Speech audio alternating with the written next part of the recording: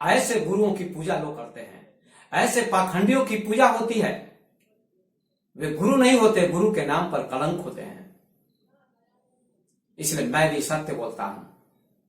मुझसे बहुत से लोग तिलमिला जाते हैं, मेरे भक्त भी तिलमिला जाते हैं, बेचैन हो जाते हैं, घबरा जाते हैं कि बाबा क्रोधी हैं। नहीं, मैं क्रोधी नहीं हूं, मैं परम दयालु हूं। आप पर दया कर रहा हूं, आपका कल्याण हो, आपका उद्धार हो। मेरे अंदर कोमलता भरी हुई है। ऊपर से कठोर मैं दिखता हूं, भीतर से मैं कोमल हूं।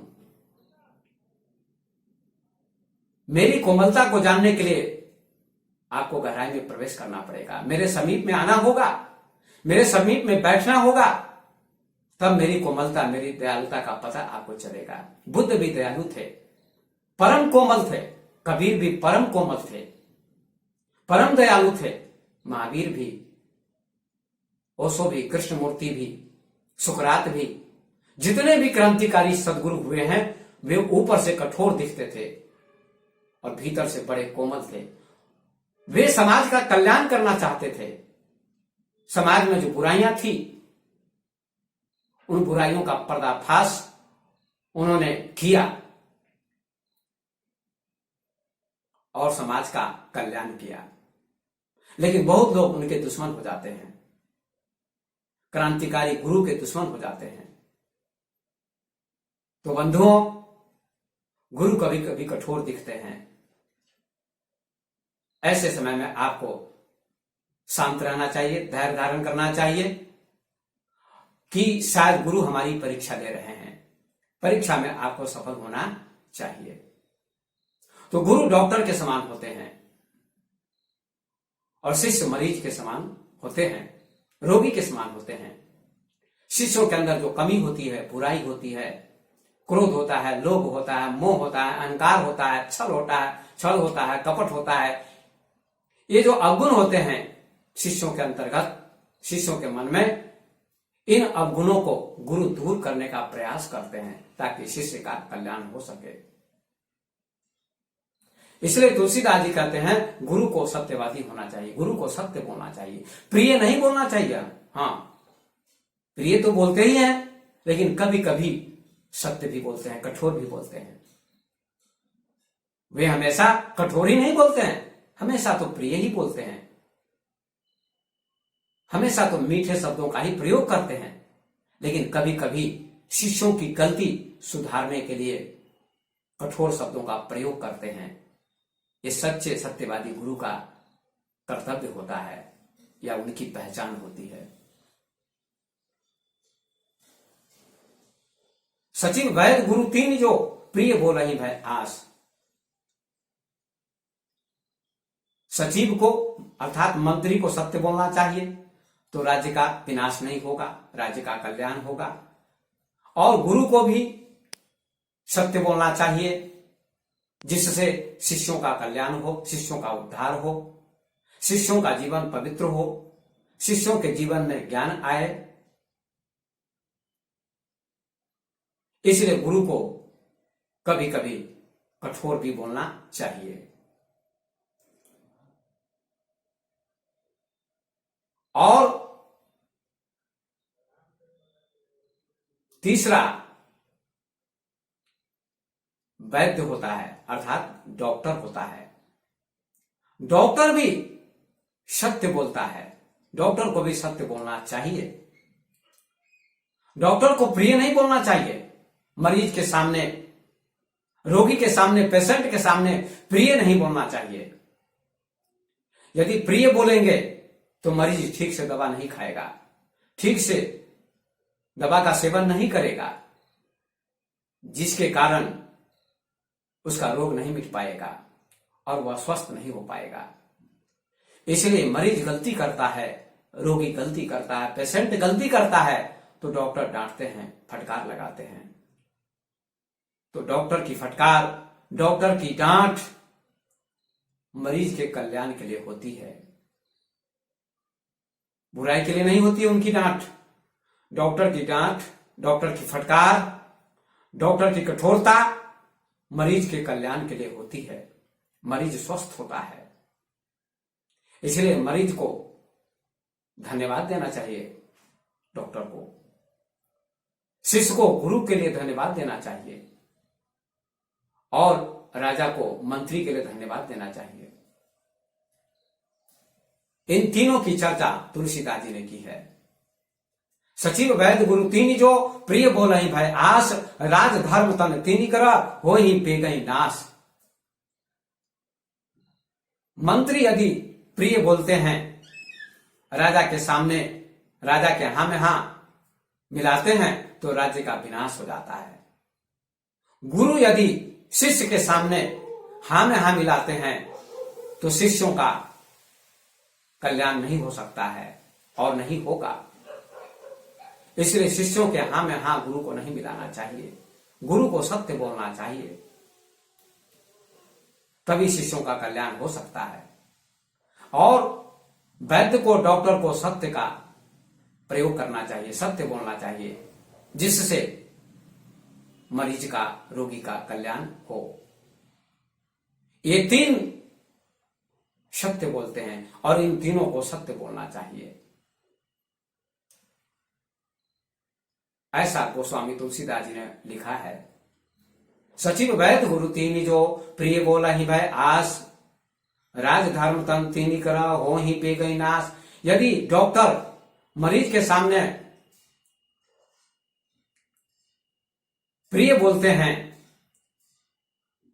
तो मरीज के शरीर का नाश हो जाएगा, मरीज की मृत्यु हो जाएगी,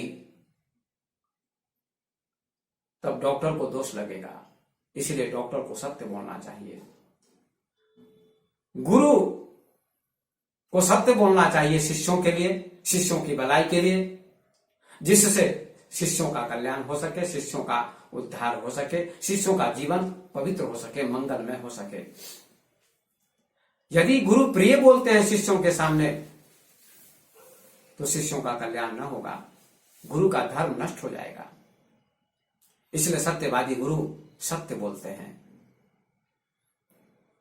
और मंत्री को भी सत्य बोलना चाहिए। इन तीन बातों की चर्चा की और तीन लोगों की उन्होंने चर्चा की कि इन तीनों को सत्य सत्य बोलना चाहिए। बड़ी सुंदर बात यहां तुलसीदास जी ने लिखी है। इससे बड़ी चेतावनी मिलती है, शिक्षा मिलती है, प्रेरणा मिलती है समाज को, शिष्य को, रोगी को, राजा को, सबको प्रेरणा मिलती है।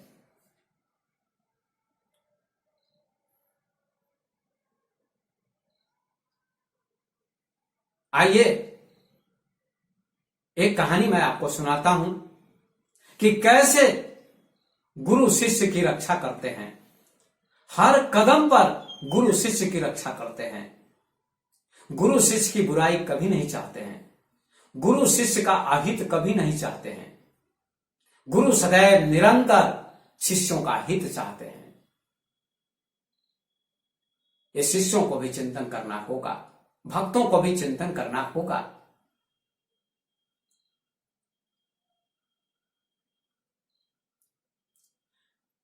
एक गुरु और शिष्य कहीं जा रहे थे, यात्रा कर रहे थे।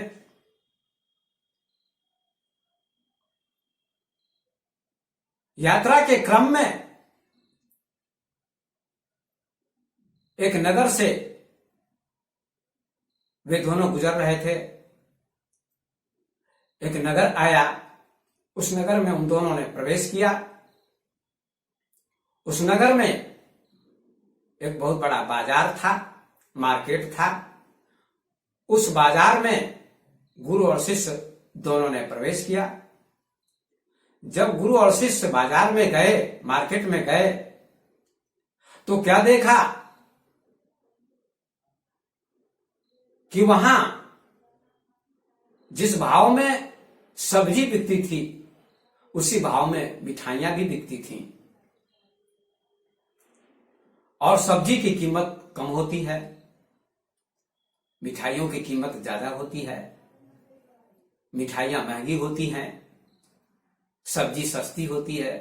10 रुपए, 15 रुपए, 20 रुपए, 25 रुपए किलो सब्जी बिकती है। और मिठाइयां 200 रुपए 300 रुपए किलो बिकती हैं। तो वहां क्या देखा गुरु और शिष्य ने कि यहां जिस भाव में सब्जी बिकती है उसी भाव में मिठाइयां भी बिक रही हैं। बड़ा अद्भुत दृश्य देखा। कहावत भी आपने सुनी होगी, अंधेर नगरी चौपट राजा, टकेसर भाजी टकेसर खाजा। अंधेर नगरी चौपट राजा, टकेसर भाजी टकेसर खाजा। उस नगर में अन्याय हो रहा था, न्याय नहीं हो रहा था। उस मार्केट में अन्याय हो रहा था कि जिस भाव में सब्जी बिक रही थी उसी भाव में मिठाइयां भी बिक रही थी। टकेसर भाजी टकेसर खाजा। खाजा का अर्थ मिठाई, भाजी का अर्थ सब्जी। बड़ी सस्ती मिठाइयां बिक रही थी। सब्जी तो सस्ती थी ही थी, मिठाइयां भी सस्ती बिक रही थी। शिष्य के मन में लोभ आ गया। शिष्य कहता गुरुदेव से, गुरुदेव इस बाजार में, इस मार्केट में बड़ी सस्ती मिठाइयां मिल रही हैं, कुछ दिन यहीं किसी के घर में ठहर जाते हैं और प्रत्येक दिन आएंगे और मिठाइयां खाएंगे, क्योंकि यहां सस्ती मिठाइयां मिलती हैं।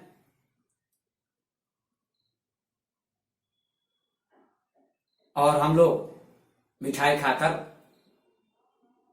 प्रसन्न होंगे। गुरुदेव ने कहा, बेटा यहां मत ठहरो, यहां मत रुको, क्योंकि यहां अन्याय हो रहा है। यहां रुकोगे, ठहरोगे तो बड़ी हानि होगी, बड़ा कष्ट उठाना पड़ेगा। भागो यहां से, नहीं तो खतरा होगा। खतरे की घंटी बज रही है यहां। शिष्य ने कहा, कैसी घंटी बज रही है खतरे की, बताइए। गुरुदेव ने कहा, यहां नहीं बताऊंगा, यहां से चलो, जल्दी चलो और बाद में बताऊंगा। शिष्य ने कहा, गुरुदेव मैं नहीं जाऊंगा, इतनी सस्ती मिठाइयां कहीं नहीं मिलेंगी, इसलिए मैं यहीं रहूंगा और रोज इस मार्केट में आऊंगा और मिठाइयां खाऊंगा। मिठाइयां खा खाकर मैं मोटा हो जाऊंगा, क्योंकि मैं दुबला हूं, पतला हूं, इसलिए मैं मोटा होना चाहता हूं। गुरुदेव ने कहा, बेटे तुम कैसे मूर्ख हो, बाद में खतरा आएगा तो तुम बहुत पछताओगे। चलो भागो यहां से, चलते हैं, यहां मत रुको, यहां खतरा ही खतरा है। लेकिन शिष्य ने गुरुदेव की बात नहीं मानी। शिष्य ने कहा, गुरुदेव आप जाइए, मुझे रहने दीजिए, मुझे मिठाई खाने दीजिए, आप चले जाइए, मैं बाद में आ जाऊंगा आपके पास। गुरुदेव ने कहा, जो तुम्हारी इच्छा, मैं जाता हूं, लेकिन कोई संकट आए, कोई खतरा आए तो मेरी याद कर लेना, मेरा स्मरण कर लेना। और मैं कहता हूं, कोई ना कोई खतरा आएगा, कोई ना कोई संकट आएगा, तुम मेरी बात नहीं मान रहे हो तो संकट का सामना करना पड़ेगा। शिष्य ने गुरुदेव की बात वहां नहीं मानी। जब भी शिष्य गुरुदेव की बात को नहीं मानता है तो खतरे से गुजरना पड़ता है, संकट का सामना करना पड़ता है। गुरुदेव की बात शिष्य ने नहीं मानी, उसने हट किया, जिद की कि मैं यहीं रहूंगा और प्रतिदिन मिठाइयां खाऊंगा। आप चले जाइए गुरुदेव, चले जाइए, मैं बाद में आपसे मिलूंगा, बाद में आपके पास आ जाऊंगा। शिष्य ने कहा, ठीक है मैं जाता हूं, तुम मिठाइयां खाओ, मोटे हो जाओ, कोई बात नहीं, लेकिन संकट आए तो मेरा स्मरण कर लेना। इतना कहकर गुरुदेव चले गए। गुरुदेव तो अपने आश्रम में चले गए या कहीं जाना था वहां चले गए। इधर शिष्य प्रतिदिन उस मार्केट में जाता था, बाजार में जाता था और मिठाइयां खाता था। सस्ती मिठाइयां मिलती थीं। महात्मा जानकर लोग फ्री में भी मिठाइयां दे देते थे। करीब करीब 1 महीने तक वह शिष्य वहां रहा और प्रतिदिन प्रत्येक दिन उस बाजार में, उस मार्केट में जाता था, मिठाइयां खाता था।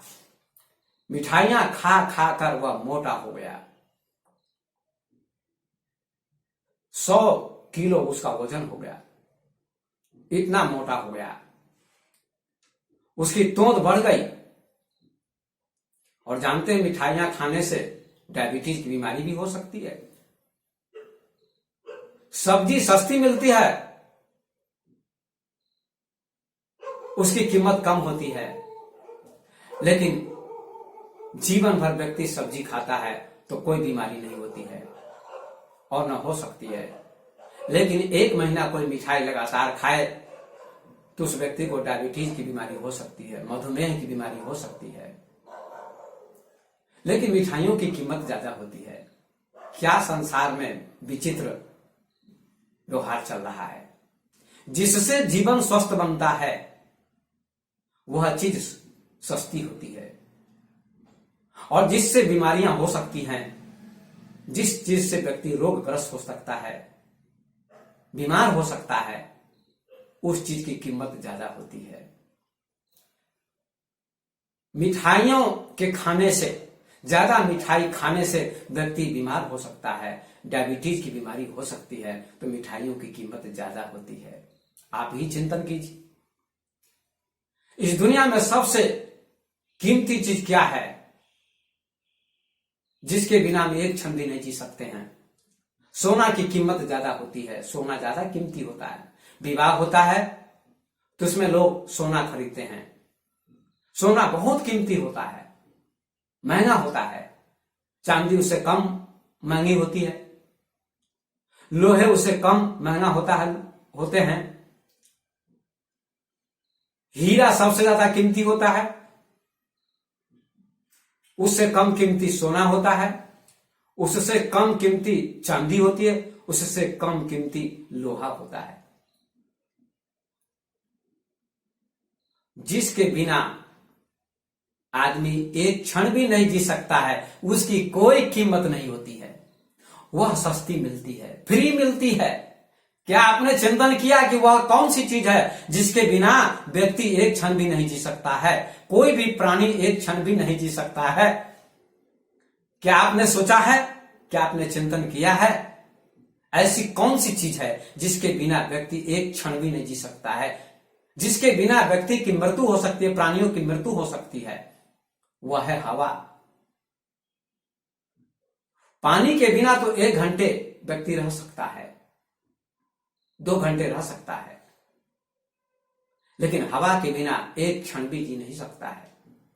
और हवा सबसे कीमती मानी गई है, उसकी वजह से कोई कीमत नहीं है। वो परमात्मा की भेंट है, परमात्मा का दान है हवा। हवा की कोई कीमत नहीं है, कोई कीमत व्यक्ति को नहीं देनी पड़ती है, कोई दाम चुकाना नहीं पड़ता है। फ्री में हवा मिलती है, जो जीवन के लिए सबसे कीमती चीज है।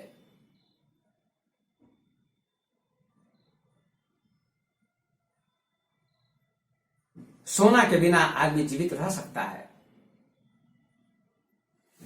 लेकिन सोने की बड़ी कीमत होती है, सोने का बड़ा दाम होता है, सोना बड़ा महंगा होता है, बड़ा कीमती होता है। उसके बिना जीवन चल सकता है, जीवन जिया जा सकता है, लेकिन पानी के बिना जीवन नहीं चल सकता है। जल ही जीवन है, आपने पढ़ा होगा। लेकिन जल से भी ज्यादा महत्वपूर्ण हवा है। जल के बिना 2-4 घंटे व्यक्ति जी सकता है, जीवित रह सकता है, लेकिन हवा के बिना एक क्षण भी जीवित नहीं रह सकता है। इसलिए हवा सबसे कीमती है, लेकिन उसकी कोई कीमत चुकाने की जरूरत नहीं पड़ती किसी को, फ्री में मिलती है, प्रकृति का दान है, प्रकृति की तरफ से भेंट है हवा। सबको हवा मिलती है, फ्री में, निःशुल्क मिलती है हवा। तो गुरुदेव तो चले गए, उस शिष्य ने मिठाइयां खाई और खा खा कर मोटा हो गया।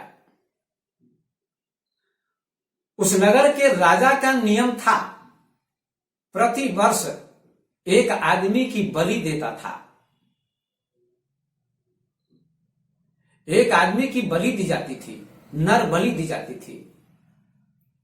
तो राजा ने अपने सेवकों को आदेश दिया, जाओ एक ऐसे स्वस्थ व्यक्ति को खोज कर लाओ, ऐसे मोटे तगड़े व्यक्ति को खोज कर लाओ जिसकी बलि दी जाएगी।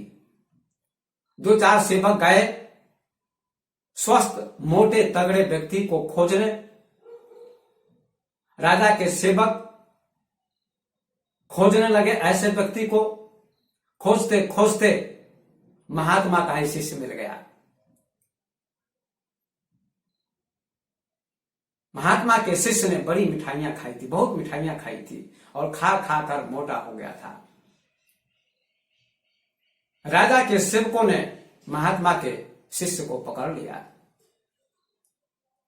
और कहा, चलो राज दरबार में, राजा ने तुमको बुलाया है। महात्मा के शिष्य ने कहा, क्यों, हमें क्यों पकड़ रहे हो? हमने क्या अपराध किया है? हमने क्या गलती की है? क्यों राजा के दरबार में ले जा रहे हो? कहा, राजा तुमको बलि देंगे, तुम्हारी बलि होगी। राजा का नियम है, राजा की परंपरा है, इस नगर की परंपरा है, राजा का नियम है, चलो चलना पड़ेगा। शिष्य तो डरने लगा, घबराने लगा, हे भगवान, मेरी बलि होगी, मुझे फांसी होगी। गुरुदेव ने सही कहा था, गुरुदेव ने सही कहा था कि यहां मत रहो, खतरा होगा, संकट आएगा, मत खाओ मिठाई, नहीं तो संकट में पड़ोगे। लेकिन मैंने गुरुदेव की बात नहीं मानी। जो गुरुदेव की बात को नहीं मानते हैं उनके जीवन में संकट ही संकट आते हैं। इसी कहानी से आपको शिक्षा मिलेगी। शिष्य रोने लगा, घबराने लगा, लेकिन राजा के सेवकों ने बात नहीं मानी। महात्मा के शिष्य को घसीट कर राज दरबार में ले गए और खड़ा कर दिया। सैकड़ों की भीड़ थी। राजा ने कहा, कल इसको फांसी दी जाएगी, इसकी बलि दी जाएगी। और राजा ने कहा, क्या महात्मा के शिष्य, कल तुम्हारी बलि होगी, कल तुम्हें फांसी दी जाएगी। आज तुम जो भी खाना चाहो, जिससे मिलना चाहो, मिल सकते हो, ये मैं तुम्हें छूट देता हूं। ये नियम होता है, सुना जाता है, कहा जाता है कि जिसको फांसी दी जाती है